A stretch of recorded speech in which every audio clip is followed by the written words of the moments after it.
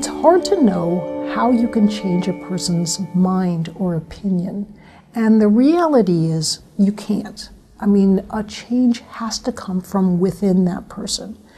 And sometimes that change only comes when you have the experience, or that person has the experiences themselves.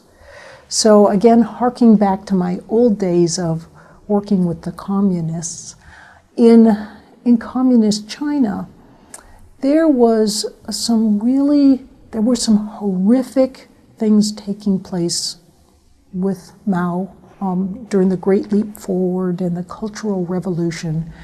But before that time even, there were a lot of atrocities that didn't get heard because if you talked about them, they'd kill you.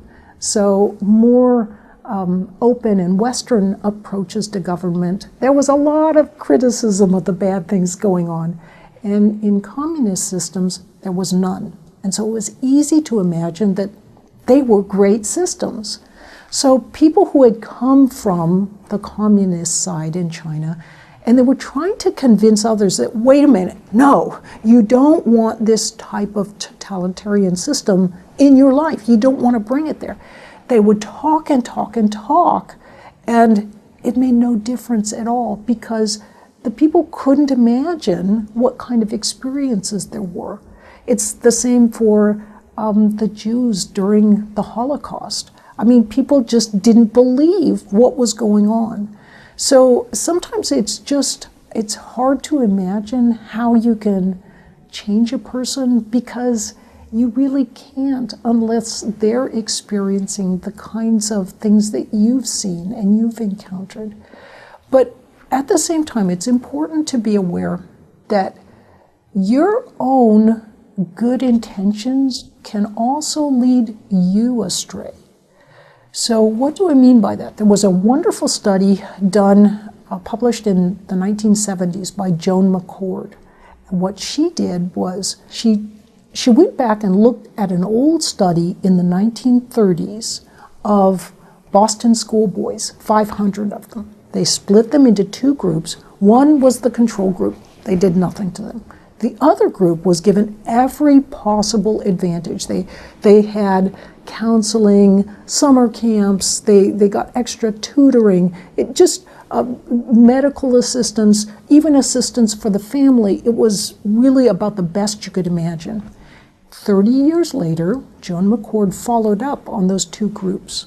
One group had significantly higher rates of suicide, alcoholism, drug use. They were in jail more. They ended up in lower class jobs. I mean, it was just sort of every sort of bad thing you could imagine. They had significantly higher proportions of people who had this kind of thing happen to them.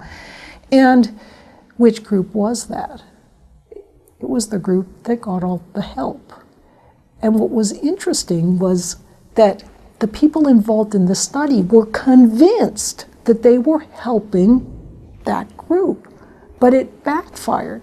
And it was only when they really went in and looked carefully at the data that they found that this wonderful helping was making the researchers and the participants feel very good, but it was actually harming the boys that they wanted to help.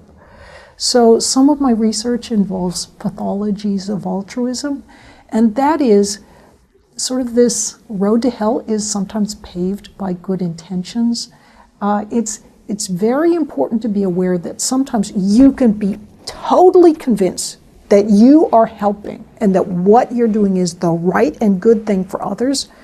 And unless you're willing to sort of let that stand up to scientific scrutiny, you'd just be surprised at how you are sometimes incorrect. And there are other ways to help that are maybe not so obvious and maybe don't make you feel so good, but actually that truly help.